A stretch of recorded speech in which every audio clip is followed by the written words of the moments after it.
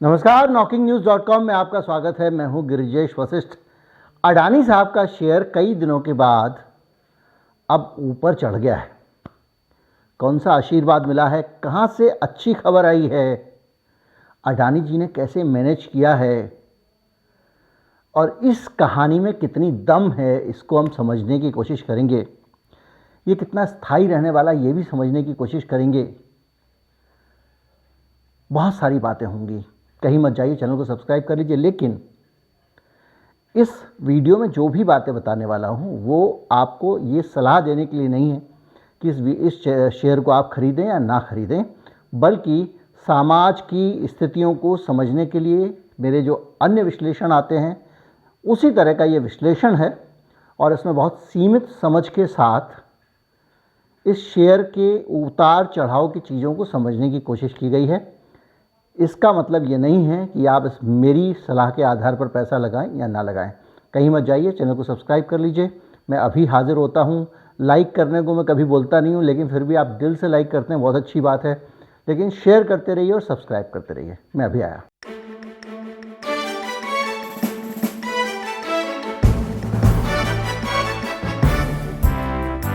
पहले हम यहाँ से शुरू करते हैं कि अडानी साहब का शेयर कितना बड़ा है। स्क्रीनशॉट मैंने लगा दिया है और आज सुबह थोड़ी सी डुबकी लगाई, उसके बाद वो ऊपर जाता चला गया। इसके पीछे जो कारण समझे जा रहे हैं, जो अलग अलग लोग कह रहे हैं, वो दो कारण समझ में आ रहे हैं। एक है सरकार का आशीर्वाद और दूसरा है एक हांगकांग से आई हुई खबर। एक एक करके समझेंगे। और इसके अलावा जो अलग अलग बैंक हैं, स्टेट बैंक है और दूसरे बैंक हैं, उन लोगों ने अपना जो एनुअल रिव्यू किया है, वो हर साल ये रिव्यू करते हैं कि भाई ये कंपनी जो है, इस कंपनी को हमने जो पैसा दिया हुआ है, अब इसके पास हमारा पैसा सेफ़ है या नहीं है। तो अभी इतनी ज़्यादा उठापटक के बावजूद हमारी जो स्टेट बैंक ऑफ इंडिया है और बाकी लोग हैं, ये खबर सुबह सुबह छपती है पहले पेज पे इकोनॉमिक टाइम्स के, कि उन्होंने ये कह दिया है कि अब इनका जो लिमिट है, क्रेडिट लिमिट है, वो उनकी जितनी है उतनी रहेगी, उसको हम कम नहीं करेंगे और इनकी रेटिंग ठीक रहेगी। मतलब क्रेडिट लिमिट उनकी कम रहेगी। और इसमें कुछ कारण बताए गए थे। उन कारणों में एक कारण ये भी बताया गया कि ये क्रेडिट नोट्स वगैरह के पे आधारित लोन है और दूसरी चीज़ों पे आधारित लोन है। तो जो पैसा इन बैंकों से लोन लिया हुआ है इन्होंने, वो जिन चीज़ों के आधार पर लिया हुआ है वो उतना ज़्यादा खतरे वाले नहीं हैं। शेयर को लेकर जो है उतना खतरा है, उसको SBI नज़रअंदाज कर दिया। अब हम इनके कारणों को देखें तो कमर्शियल पेपर क्या होता है। आप किसी दुकान पे सामान लेने जाते हैं, राशन की दुकान पे जाते हैं, कहीं और जाते हैं, तो वो कहता है भाई साहब आपने हमें 100 रुपये का नोट दिया है, हमारे पास 10 रुपये छुट्टे नहीं।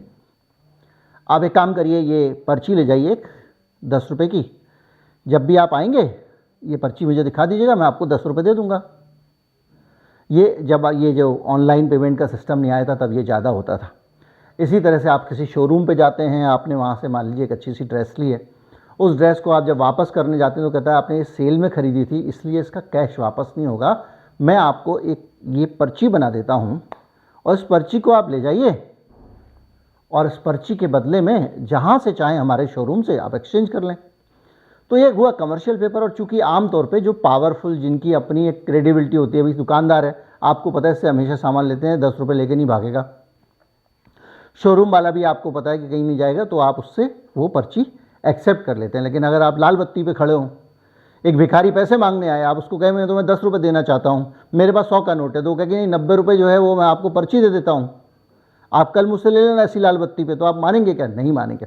इसी तरह से कमर्शियल पेपर का भी होता है। जो बड़े बड़े लोग, बड़े बड़े कॉरपोरेट्स होते हैं, वो अपनी तरफ से लिख के दे देते हैं और छोटे मोटे को छोटे समय के कर्जे जब चाहिए होते हैं, अपने काम धंधे को चलाने के लिए वर्किंग कैपिटल चाहिए, कैसे, जैसे कि मैं हूँ फैक्ट्री वाला, अब मुझे जो है वो हफ्ते भर के लिए पैसे चाहिए, ट्रक आके खड़ा हुआ है रॉ मटेरियल का, मुझे उतरवाना है, मेरे पास पैसे नहीं हैं, तो मैं या तो ट्रक वाले को क्रेडिट नोट दे दूंगा या किसी को क्रेडिट नोट देकर, क्रेडिट नोट माफ़ कीजिएगा, कमर्शियल पेपर देकर मैं उससे पैसे ले लूँगा और वो पैसे मैं इसको दे दूंगा। तो उसमें क्या होता है कि एक छोटे समय के लिए होते हैं, उसका एक मियाद होती है, 45 दिन, 30 दिन, 40 दिन, उस तरह से होती है।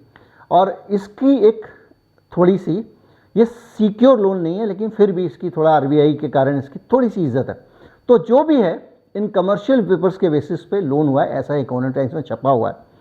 तो अब इसको आप अडानी के कमर्शियल पेपर्स, अडानी की साख, इस सब को लेकर बहस कर सकते हैं, कुछ भी कर सकते हैं। आप समझ सकते हैं कि ये लोन कितना सिक्योर होगा, कितना नहीं होगा, आप अंदाज़ा लगा सकते हैं। लेकिन ये बहरहाल कहानी ये है।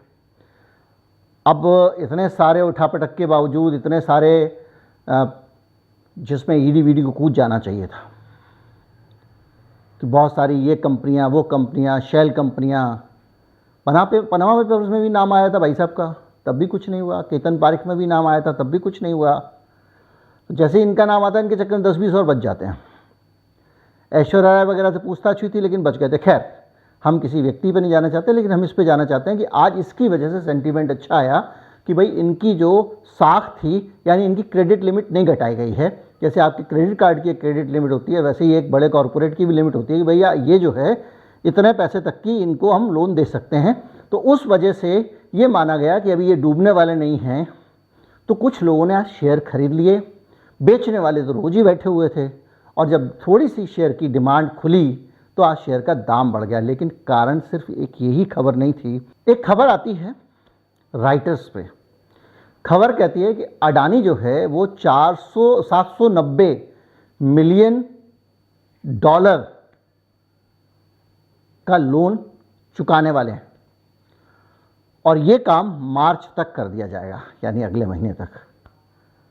और 790 मिलियन डॉलर का ऐसा कर्ज जो आपके ऊपर शेयर गिरवी रख के आया हुआ है, वो कर्ज आप चुका के शेयर छुड़ाने वाले हैं। जब ये खबर आती है तो शेयर मार्केट को राहत मिलती है।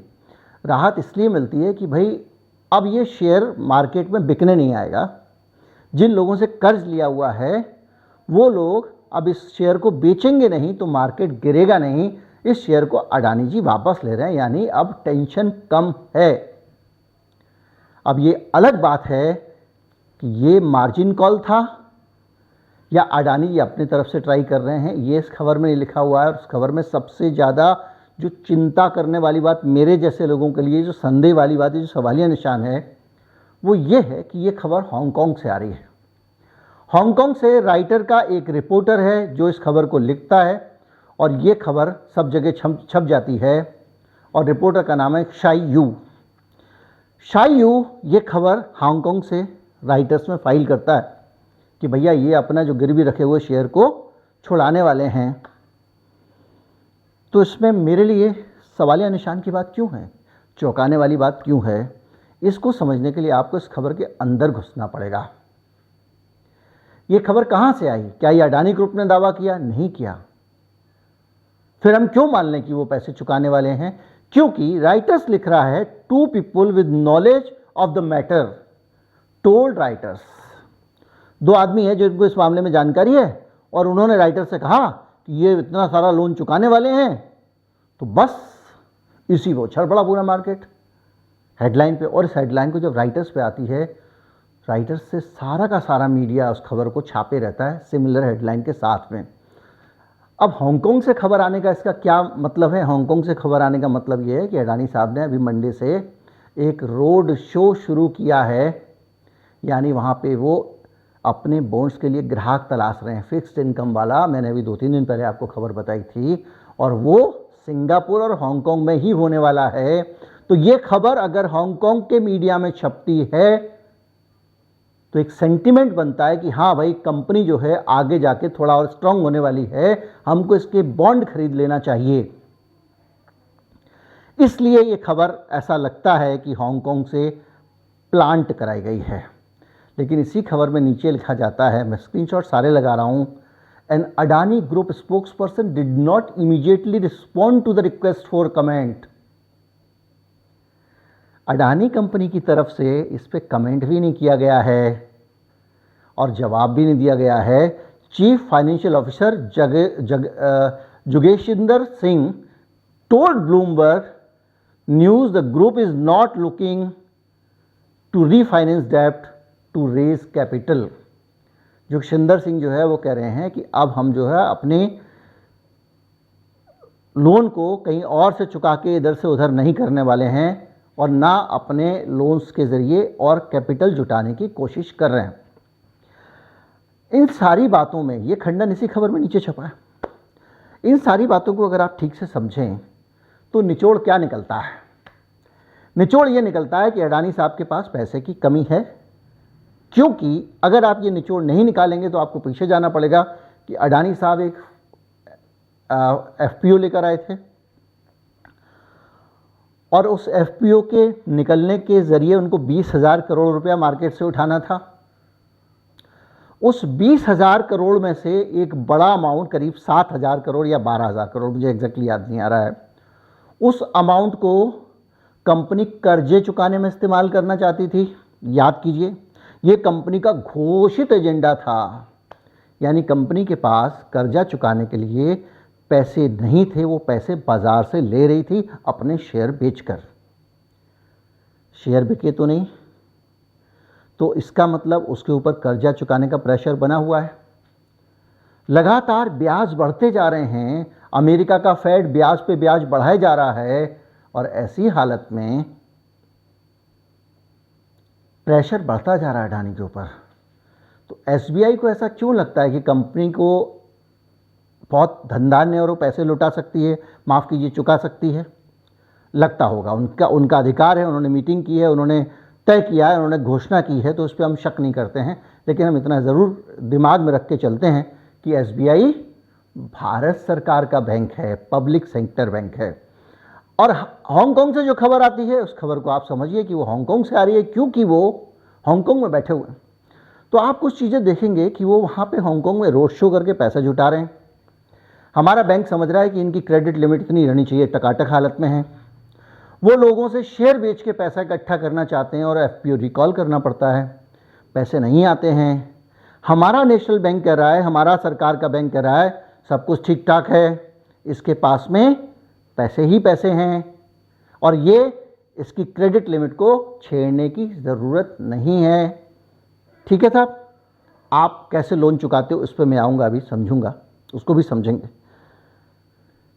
इसी तरह से वो वहाँ पे हांगकांग की खबर है, जिसके पास पैसे नहीं हैं, वो आदमी क्यों चुकाने जा रहा है? जाहिर बात है कि उसके पास में बैंक का एक प्रेशर होगा कि भाई लोन, ये गिरवी है उसको उठा लीजिए, क्या जो भी है। अब आपको मैं कुछ फाइनेंशियल कंडीशन पे आता हूँ, जहाँ पे आपको शेयर बाज़ार में जब आप देखते होंगे कि अडानी का शेयर कहाँ पहुँचा, तो अडानी इंटरप्राइजेज़ का शेयर यहाँ पे इतना ऊपर चला गया, लिखा आता है ग्राफ, उसी के ऊपर कुछ टैब बने हुए होते हैं जिसमें लिखा होता है कि इसका परफॉर्मेंस क्वार्टरली कैसा रहा है, फाइनेंशियल कंडीशन क्या रही है। सितंबर क्वार्टर का वहीं से जो गूगल पे आता है उससे मैंने निकाला है। सितंबर क्वार्टर का मतलब होता है जुलाई, अगस्त, सितंबर, 3 महीने। जहां ख़त्म होता है क्वार्टर, उस मंथ को उससे उसको पुकारा जाता है। इस क्वार्टर में देखें तो नेट प्रॉफिट मार्जिन जो है कंपनी का, वो 24.84% कम हुआ है। रेवेन्यू बढ़ रहे हैं, इनकम बढ़ रही है, ऑपरेटिंग इनकम भी बढ़ रही है, लेकिन इनका प्रॉफिट मार्जिन कम हो रहा है। कब? सितंबर क्वार्टर में। जुलाई, अगस्त, सितंबर में। अप्रैल, मई, जून में अगर आप जाएं तो वहाँ पे भी 46.76% इनका नेट प्रॉफिट मार्जिन कम हो रहा है।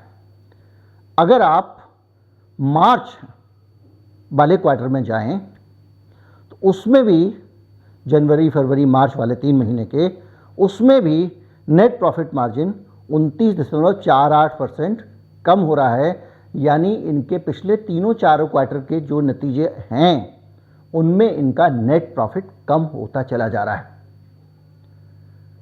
नेट प्रॉफिट कम होता जा रहा है, इसका मतलब इनकी जो लोन चुकाने की क्षमता है वो कम होती जा रही है।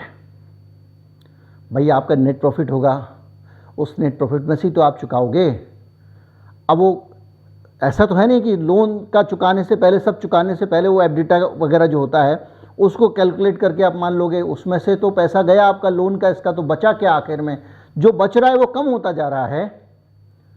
यानी आपके पास लोन चुकाने की क्षमता कंपेरेटिवली कम बची है। मेरी बहुत सीमित समझ है, बार बार मैं कह रहा हूँ कि जो लोग इसके जानकार हों वो मुझे करेक्ट कर सकते हैं, कमेंट का ऑप्शन है नीचे। तो ऐसी सारी हालत में जब मैं ये देखता हूँ, जब मुझे ऐसा लगता है कि भाई बहुत ज़्यादा समस्या तो दूर नहीं हुई है, अडानी साहब की जो दशा है वो वैसी की वैसी है। तो ऐसी हालत में हम कैसे इतना उत्साहित हो सकते हैं और इतना शेयर खरीद सकते हैं, लेकिन खरीद रहे हैं क्योंकि मार्केट चलता है सेंटीमेंट से। लेकिन एसबीआई ने जो जिस तरह से क्रेडिट लिमिट को रिटेन किया है, ये सोचने का विषय ज़रूर है। और हांगकांग से जो रिपोर्ट आई है उसको आसानी से समझा जा सकता है क्योंकि इस रिपोर्ट को दो जानकारों के मुताबिक करके उस रिपोर्ट को मेंशन किया गया है। उस रिपोर्ट में कोई ठोस और कन्फर्म सोर्स नहीं है। उन्होंने कंपनी से उसका पक्ष मांगा तो कंपनी ने उस पर कोई राय नहीं दी है। जुगशिंदर सिंह का जो बयान है वो बयान इसकी पुष्टि नहीं करता है। अडानी एंटरप्राइजेस पे 13,900 करोड़ रुपए का रेटेड लोन है जिसके ऊपर ये बात हुई है, और इसके अलावा 2,000 करोड़ रुपए का कैपिटल लोन कमर्शियल पेपर्स के आधार पर इन्होंने लिया हुआ है। जो मैंने बताया कि कमर्शियल पेपर्स पे 2,000 करोड़ रुपए का इनके पास लोन है, यानी शॉर्ट टर्म लोन है, ये भी मान लीजिए, जिसको इनको जल्दी ही चुकाना है। और कमर्शियल पेपर का लोन मतलब वो सिर्फ आपका एक लिखित में वादा है, वचन पत्र है आपका, वो प्रोमिसरी नोट है जिसकी एक लिमिट है, उसके अंदर इनको चुकाना है। और इसके अलावा अडानी पावर और अडानी पोर्ट्स वगैरह का भी उन्होंने रिव्यू किया, जो भी है। ये जो खबर इकोनॉमिक टाइम्स में पहले पन्ने पर छपी है उसके बाद से, दूसरा हांगकांग के बाद से इतना बड़ा सेंटीमेंट आया है। लेकिन ये आने के बाद, इतने दिनों बाद गिरते हुए शेयर के संभलने का एक और मतलब भी है कि भैया आपके पास शेयर है, आप छटपटा रहे हो मैं कैसे निकालूं। जैसे ही मार्केट थोड़ा सा ऊपर जाता है आप तुरंत बेचते हैं ताकि आपका निकल जाए, क्योंकि ख़रीदारी आ रही है। लेकिन जैसे ही ख़रीदारी ज़्यादा आएगी या जैसे ही ज़्यादा बिक्री होगी, मार्केट के फिगर्स बदलते हैं। तो जो भी है, अभी मुझे लगता है कि 2-4 दिन में जो भी होने वाला है, बहरहाल कोई बहुत ठोस ऐसी चीज़ मुझे दिखाई नहीं दे रही है जिसके बाद ये चीज़ जो ऊपर जाने का रुझान है ये ऊपर ही ऊपर जाता चला जाए। इसलिए मुझसे अगर आप पूछेंगे, मैं तो शेयर खरीदते ही नहीं हूँ, तो मैं क्या बताऊँ खरीदूंगा कि नहीं खरीदूंगा। बहरहाल शेयर खरीदने का फैसला शेयर बाज़ार के एक्सपर्ट ही बता सकते हैं। मुझसे पूछेंगे, मैं नहीं बता सकता कल क्या होने वाला है, लेकिन मैं आपके सामने वो हकीकत रख सकता हूँ कि किस किस तरह के सपोर्ट, मीडिया खबरें प्लांट हो रही हैं, दूसरी तरह की चीज़ें हो रही हैं, वो मिल रहे हैं, जिनके आधार पर कंपनी की हालत बेहतर दिखाई दे रही है और वो एक सेंटीमेंट बना रही है जिसके कारण अडानी साहब को बहुत सपोर्ट मिल रहा है। उम्मीद करता हूँ वीडियो आपको अच्छा लगा होगा। अच्छा लगा हो तो ज़्यादा से ज़्यादा लोगों तक पहुँचाएँ, चैनल को सब्सक्राइब कर लें। और ये भी उम्मीद करता हूँ कि कोई ठोस अच्छी खबर, गुड न्यूज़ अडानी साहब के ग्रुप को लेकर जल्दी आएगी, कुछ बेहतर होगा ताकि अडानी साहब संभलें तो टेंशन थोड़ी कम हो और कुछ सचमुच में बेहतर हो। नमस्कार, जय हिंद। शेयर करना मत